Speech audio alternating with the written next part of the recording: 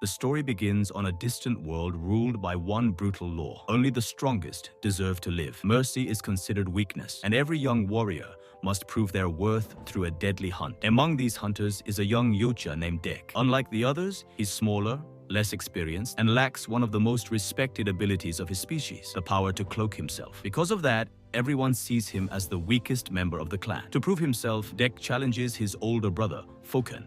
In a ritual duel, the fight is fierce, but the outcome is never really in doubt. Fokan easily overpowers him and leaves him hanging over a massive cliff. Everyone believes the fight is over until Dek somehow climbs back, refusing to surrender. Instead of finishing him, Fokan quietly tells his younger brother the truth. If Dek stays on their homeworld, someone else will eventually kill him. The only chance to survive is to leave, hunt something greater than himself, and return only after earning his place. Searching through star charts, Dek chooses the most dangerous hunting ground imaginable, a planet feared even by legendary Yautja warriors. It's home to an ancient creature so powerful that almost no hunter has ever returned after facing it. Before Dek can leave, their father arrives. He isn't just another warrior. He's the clan's most feared hunter, a leader who believes weakness must be erased. Seeing Dek still alive fills him with disappointment rather than pride. To him, allowing the weakest son to live is an insult to their entire bloodline. When he hears that Dek plans to hunt the deadliest creature in the galaxy, he calls it foolishness and orders Fokan to execute his own brother. Fokan raises his blade, but at the final moment,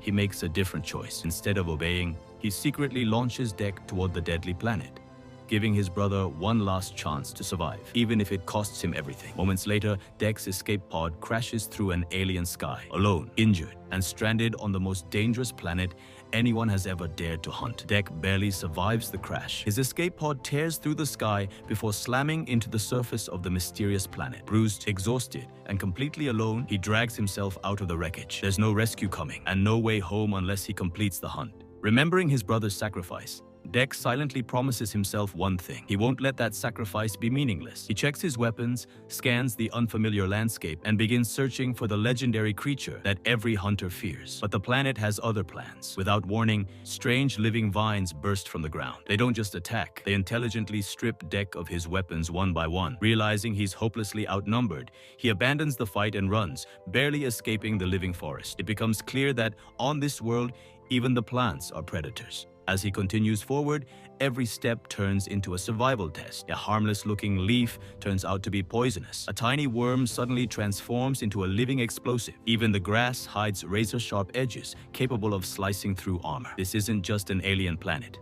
It's a world designed to kill anything that enters it. While exploring, Dek hears a voice calling for help. Hidden among the strange landscape is a damaged android named Thea, built by the Wayland Corporation during a scientific expedition. Before she can explain much, a massive bird-like predator swoops in and attacks. The creature doesn't hunt with claws alone. It spits a toxin that quickly paralyzes its prey before moving in for the kill. Dek fights back, but the poison spreads through his body faster than expected. His movements slow, his vision blurs, and for the first time since arriving, he realizes he may actually die here. Just as the predator closes in, Thea uses the last of her strength to distract the creature, giving Dek the opening he needs to survive. After injecting him with an antidote, she reveals the truth. Her research team landed on this planet years ago to study its wildlife, but almost everyone disappeared after encountering one terrifying creature. Its name is Kalesk, the same legendary beast Dek came here to hunt. Thea offers him a deal. She knows where Kalesk's territory is. If Dek helps her survive, she'll lead him straight to the monster every Yautja warrior has failed to defeat.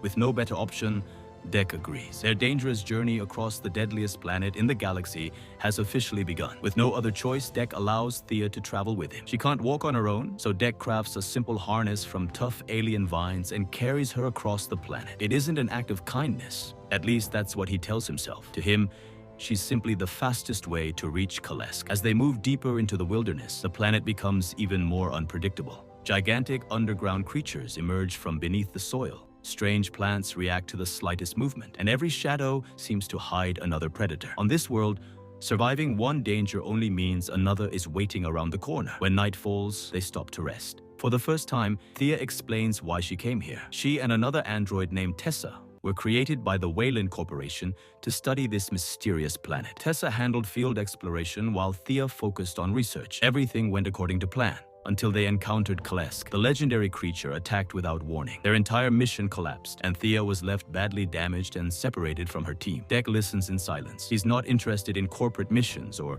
scientific discoveries. His only goal is to finish the hunt and honor his brother's sacrifice. The next morning, they continue toward Kalesk's territory. On the way, they spot a massive horned creature peacefully feeding in an open field. Thea quietly explains that this animal is one of Kalesk's favorite prey. To Dek, it's also the perfect chance to prove his skills. He stalks the beast through the tall grass, carefully waiting for the right moment to strike, but nothing goes as planned. The grass itself is razor sharp, cutting into his armor with every step. Before he can recover, the enormous creature senses danger and charges straight at him. A violent chase erupts across the field. Dek leaps onto the creature's back, trying to bring it down, but its raw strength throws him into a nearby tree. As he struggles to recover, another strange animal watches the entire fight from a distance, a curious monkey-like alien with unusually large eyes. Before Dek can react, the horned beast charges again. This time, he times his attack perfectly. With one powerful strike, he finally brings the massive animal down. For a brief moment, it feels like victory. Then the ground suddenly shakes. A gigantic insect bursts from the bushes,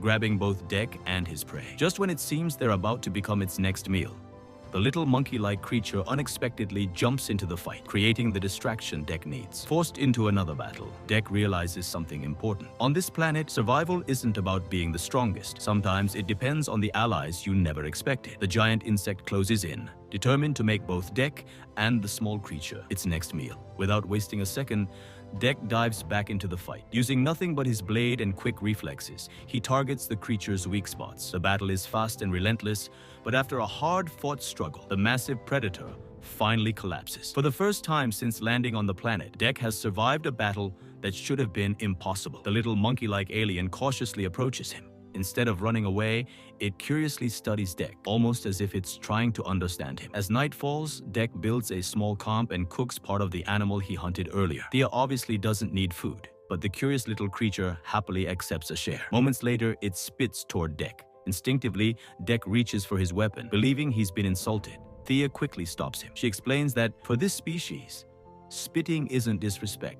It's a sign of trust. By doing that, the little creature is accepting Dek as part of its family. For someone raised in a culture where strength is everything, the gesture is completely unfamiliar. The next morning, the little creature refuses to leave. No matter where Dek walks, it follows close behind. Thea smiles and decides to give it a name. Pluto. Although Dek pretends not to care, Pluto slowly becomes part of their journey. Meanwhile, somewhere else on the planet, another figure arrives. It's Tessa, Thea's fellow android. Unlike Thea, she's fully repaired and equipped with advanced technology provided by the Wayland Corporation. Her mission is simple: complete the research at any cost. Following Dek's trail, Tessa discovers the remains of his crashed ship. Inside, she finds several pieces of advanced Yautja equipment and immediately realizes how valuable this technology could be. Back on the trail, Thea finally guides Dek to the edge of Kalesk's territory. The atmosphere changes instantly. The ground is covered with the remains of creatures that never escaped. Even experienced hunters once came here. None of them survived. Thea quietly warns Dek that this is the point where almost every Yautja turned back, or never returned at all. But Dek doesn't hesitate. He didn't cross an entire galaxy to run away. Gripping his blade, he steps into the silent valley and deliberately creates a loud explosion to draw the legendary predator out of hiding. For a few tense seconds, nothing happens. Then the earth begins to tremble. A gigantic shadow slowly emerges from the darkness. For the first time, Dek comes face to face with Kalesk. The moment Kalesk steps into the open, Dek realizes the stories didn't come close to describing its true size. The creature towers over everything around it. Every step shakes the ground, and its presence alone is enough to make even experienced hunters lose their nerve. But Dek refuses to back down. This is the hunt he crossed the galaxy for. Without hesitation, he launches the first attack. Using his speed, Dek lands several clean strikes before Kalesk can react. For a brief moment, it looks like the plan is working. Then everything changes. The wounds begin to close right before his eyes. The monster's flesh rapidly regenerates, erasing every bit of damage as if the attacks never happened. Dek freezes. He's fighting an opponent that can heal almost instantly. Kalesk counters with overwhelming force, sending Dek crashing across the rocky terrain. Even after taking a direct hit, Dek gets back on his feet and charges again. This time, he manages to slice off part of the creature's tail, but seconds later, it grows back. Every injury repairs itself. Every advantage disappears. The battle quickly turns into a desperate struggle for survival. Nearby, Thea tries to reconnect with the missing lower half of her body, hoping she can finally move on her own again. again. Before she can finish, Kalesk notices her. With a single powerful strike, it sends her flying, leaving her damaged once again. Seeing Thea in danger, Dek attacks with everything he has left. He even lands a blow that appears to separate the creature's head from its body. For one hopeful second, it seems over. Then Kalesk slowly regenerates yet again. The impossible becomes reality. This creature simply refuses to stay down. Just as Dek begins running out of options, bright lights suddenly appear in the sky. Multiple Wayland aircraft descend onto the battlefield. Leading the operation is Tessa. Unlike Dek, she has no intention of killing Kalesk. She wants to capture it. Advanced freezing weapons fire across the battlefield, trapping both Kalesk and Dek inside powerful cryogenic blasts. The world fades into silence. When Dek finally opens his eyes again, he's no longer on the battlefield. He's trapped inside a high-security Wayland research facility, and standing in front of him is Tessa. Dek slowly regains consciousness inside a cold, unfamiliar laboratory. Heavy restraints lock him in place, and advanced scanners begin analyzing every part of his body. It's immediately clear that he isn't being treated as a guest. He's become a research subject. Standing behind the glass is Tessa, now fully in command of the Wayland operation. She calmly explains that Dek's hunt is over. From this moment on, both he and Kalesk belong to the company. Nearby, Thea is brought back online. Relieved to see Tessa alive, she believes they've finally been reunited, but the reunion doesn't last long. The moment Thea notices Dek imprisoned inside the lab, she realizes something is terribly wrong. A powerful scanning device activates, probing Dek's mind and physiology. The process causes him intense pain, but Tessa shows no concern. To her, gathering data is more important than the well-being of any living creature. Unable to watch any longer, Thea shuts the machine down herself. Tessa is furious. She reminds Thea that they were created for one purpose: to complete their mission, no matter the cost. But Thea quietly disagrees. After everything she's experienced alongside Dek, she no longer believes that following orders is all that matters. That single decision creates an invisible line between the two androids. From that moment forward, they are no longer partners. Meanwhile, Dek carefully studies the laboratory. His weapons have been confiscated.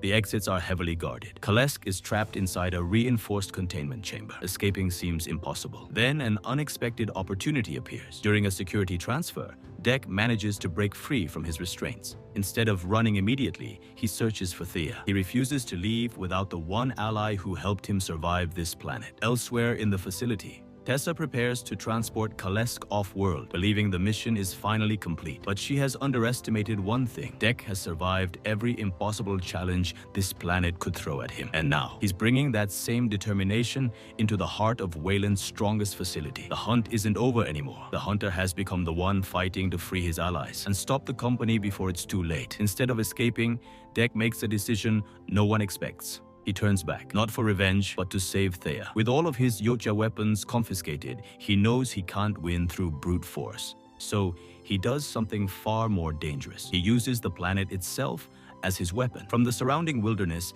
Dek gathers explosive seed pods, toxic plants, razor-sharp bones, and other natural hazards he encountered during his journey. Piece by piece, he builds a collection of improvised weapons designed to catch the facility's security forces off guard. As he searches for a way inside, he hears a familiar sound. It's Pluto. The little creature never stopped looking for him. The emotional reunion gives Dek an unexpected ally, and together they follow clues that lead them toward the research complex where Thea is being held. Inside the facility, Thea's damaged lower body is about to be discarded. At the same time, the detached lower half begins moving on its own, guided by its internal systems, searching for its missing partner. The strange sight confuses the guards just long enough for Dek to slip into the base. One by one, security drones begin disappearing. Without raising alarms, Dek quietly clears a path through the facility, while Pluto distracts nearby patrols. Finally, Thea's lower half reconnects with the rest of her body. For the first time since the crash, she's fully functional again. Seeing Dek standing there leaves her speechless. She never expected him to come back. Thea urges him to leave immediately before more security forces arrive, but Dek shakes his head. He's not leaving yet. Kalesk is still imprisoned inside the facility, and Pluto's family is still trapped. If they leave now, they'll only be abandoning another innocent life. Thea finally understands. This isn't the same hunter she met in the forest. The warrior who once believed compassion was weakness is now risking everything to protect others. Together, Dek, Thea, and Pluto prepare for one final assault on the heart of the Wayland base. But waiting for them is the facility's strongest defender, Tessa, wearing a heavily armed combat suit built with advanced alien technology. The The final battle is about to begin. Alarms suddenly echo throughout the entire facility. Dek knows there's no turning back now. Instead of hiding, he deliberately triggers the base's full security system, forcing every guard to converge on his location. It seems like a reckless move, but it's exactly what he wants. As the soldiers rush in, Dek activates the traps he prepared from the planet's deadly wildlife. Explosive seed pods erupt across the corridor. Poisonous plants slow the advancing guards, and razor-sharp bone blades catch them completely off guard. Within moments, the security team is thrown into chaos. Meanwhile, Thea races toward Kalesk's containment chamber, hoping to unlock it before Tessa notices, but the system rejects her access. She's been removed from the company's network. Thinking quickly, Thea disguises her identity and briefly fools the facility's security system, buying just enough time to continue. Back in the main corridor, Tessa finally arrives. She's wearing a massive combat exosuit equipped with powerful alien technology, recovered from previous expeditions. This time, she's prepared for Dek. The battle begins immediately. Every attack Dek lands is blocked by the armored suit, while Tessa counters with overwhelming firepower that forces him to stay on the defensive. Even Pluto joins the fight, distracting the machines whenever an opportunity appears. At the same time, Thea reaches Kalesk's chamber and desperately works to override the final security lock. Just as the door begins to open, the entire base goes into maximum alert. Tessa realizes what's happening. She abandons Dek for a split second and rushes toward the containment area. Seconds later, the chamber unlocks. The legendary predator steps free once again.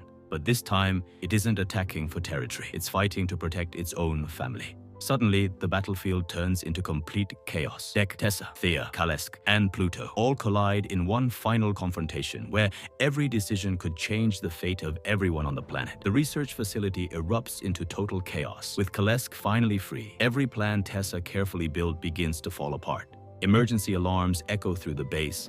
As security systems struggle to contain the situation, Tessa refuses to back down. Using her advanced combat suit, she unleashes everything she has against both Dek and Kalesk, turning the facility into a battlefield. Dek knows he can't match the suit's raw power in a direct fight. Instead, he waits for the right moment. As Tessa focuses on Kalesk, Dek slips behind her defenses and damages part of the suit's control system. For the first time, the powerful armor begins to malfunction. Seeing the opportunity, Kalesk breaks free from the remaining restraints and charges. The clash shakes the entire facility. Nearby, Thea works frantically to shut down the remaining security systems while helping Pluto reach safety. The little creature finally reunites with its parent, creating one of the few peaceful moments in the middle of the chaos. But the battle isn't over. The damaged combat suit suddenly releases one final freezing weapon. A blast races across the room, catching Kalesk before anyone can react. Within seconds, the legendary creature is trapped in solid ice.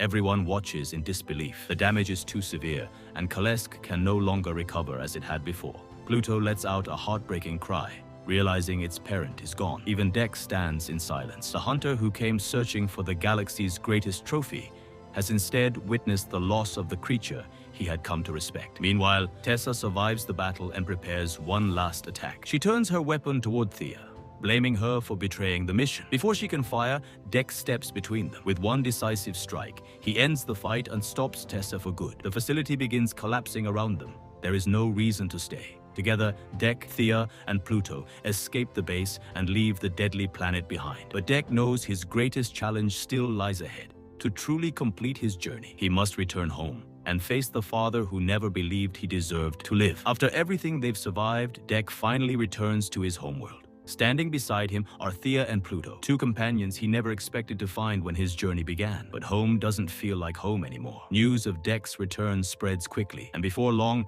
the entire clan gathers to witness what happens next. At the center stands his father, the same warrior who once declared him too weak to live. Without saying a word, Dek walks forward and places the remains of Tessa's advanced technology at his father's feet, proof that he completed the impossible mission. For a brief moment, the clan falls silent. Then his father speaks. To him, none of Dek's achievements matter. He still believes Dek dishonored the clan by choosing compassion over tradition. According to the old laws, only absolute strength deserves respect. Dek finally understands something. He didn't travel across the galaxy just to earn his father's approval. He became stronger by choosing a different path. When the clan moves to arrest him, Dek refuses to surrender. A final duel begins. This time, the frightened young hunter who once struggled against his own brother is gone. Every lesson he learned on the Death Planet, every battle, every mistake, Every sacrifice has shaped him into a completely different warrior. The fight is intense, but Deck keeps his focus. Instead of relying only on strength, he uses everything he has learned